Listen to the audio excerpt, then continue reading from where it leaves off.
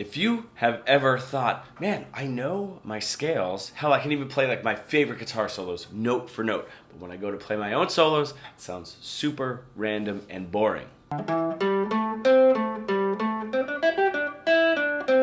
It's not a talent problem, it's how you were taught. If you don't know, my name is Ryan Gahn. I've been teaching guitar players for over 20 years how to really bridge the gap between their creative ideas and what they're able to play, becoming fully fretboard fluent. If you would, please hit the subscribe and bell notification to get more videos on how to make your guitar playing better. So this is the sort of loop that we get stuck in. We learn our scales, right? We learn all of the positions of whatever scale it is. That's great. We need that. That is information. We can learn licks from learning other people's solos, which is also a great mechanism. There's nothing wrong with that.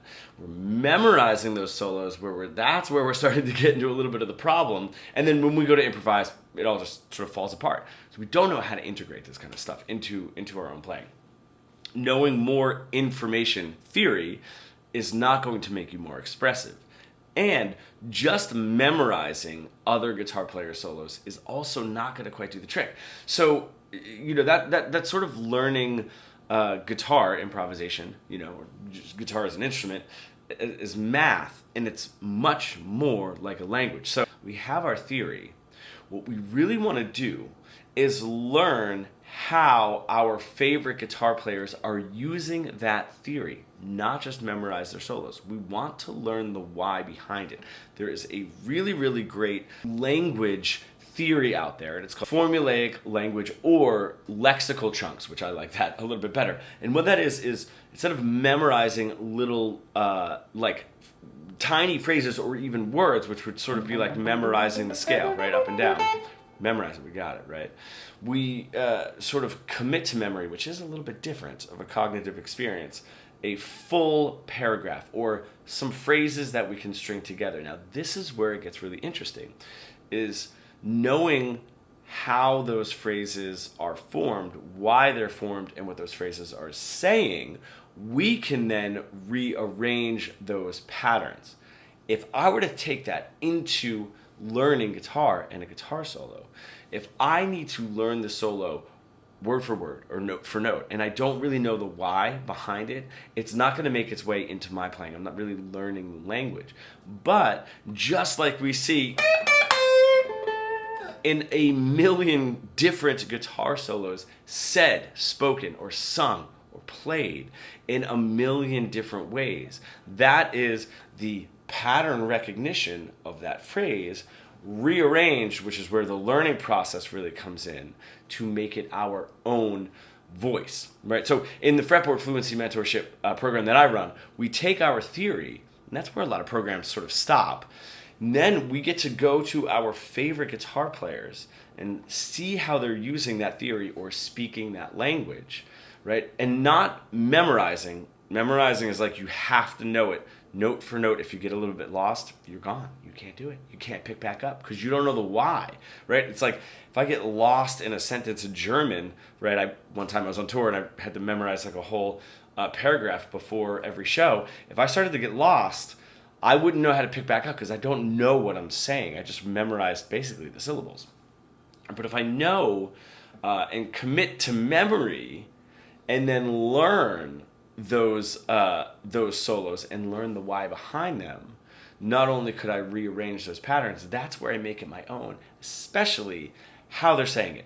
Maybe creating urgency by playing ahead of the beat, being a little bit more relaxed, playing behind the beat, pushing the tension a little bit more, right? Playing a little bit with the volume dynamic. There's a million ways to say it, so we're not just learning the words, the notes, in the conversational context, what the rhythm or the harmonic landscape is doing in the song, but we're learning all of the whys so that you can adapt it to your own playing. And I think that's the real missing part here. So how do you use that moving forward is see if you can find the why behind what the guitar soloist is doing in the solos that you're learning, and see if you can mimic those, knowing the why and not just playing the notes off of like memorization and tablature. I'm gonna give you obviously something that you can use right away to just start to develop this skill. If I give you a very simple lick, I'm just gonna be here in my A minor pentatonic. Let's move up to that second position, right? So we're gonna go to the 10th fret of my E string, and I'm gonna bend it up and back down, 8th fret, and then I'm gonna resolve it, 10th fret of the B string. What I'm doing there, sort of scale spelling wise, is I'm taking the 4 of the scale and I'm bending it to what the 12th fret would be. So to the 5, to the 4, to the flat 3 of the scale, to the root note of the scale, right? That root note is my resolve, okay? I can now take that and start rearranging it a little bit. I could do just the first bend twice. Okay. Can I make a little bit of a connection to that? Is that saying something different than just... What if I play some of the notes a little bit longer? I can mess with how I'm playing it loud to soft. And I'm just taking that one lick and doing it. Now, if I change the phrase even, almost like a question and an answer, I'm going to end one of the phrases on that 8th fret of the E string. That's my flat 3. That's going to create the tension. So now I have this. And then the same exact thing, or the first phrase. There's my resolve. Now I'm playing something when I end on that 8th fret of the E, I'm creating the tension. And then when I end on the 10th fret, or the 1 of the scale, I'm bringing the tension down. Now from there, loud, soft, play a couple of notes. I think one thing that we're afraid of is playing the same note more than a few times. There are so many ways to change that one lick. And if you take that one or those 2 licks and you say, okay, I get it. I'm going to end on that 8th fret of the E string, and that's going to give tension. It's like asking a question, and then the next one, when I land on the 10th fret of the B, that's going to resolve the question or answer the question. Now you have an idea of what those phrases mean. You can now mess with, do you want to yell them? Do you want to whisper them? Do you want to get really relaxed and play a little behind the beat? Do you want to repeat a note or a word in the phrase over and over and over? You get to make that decision, but you're making it knowing that you're asking a question and answering it, okay? And this starts to become far more intentional, right, in just the most simplistic form. And I understand that there is some theory behind it, and that's where like having an instructor is a little bit more important, because if we were learning, like in our program, we have just a whole bunch of guitar solos that we go through, and we really dive into the why. And the best part too is if you're in the program, you get to show me your favorite guitar solos, and we get to go through note for note why they're doing it and making those choices, right? But if you don't have me or an instructor that is going to do that with you, can you find those theoretical whys in those solos and understand why they're choosing that and how you can choose it to make it your own? And then when that starts happening, you're playing a guitar solo perfectly, but you have an idea of the context and the why, and it becomes no longer like memorization, but sort of learning, the language.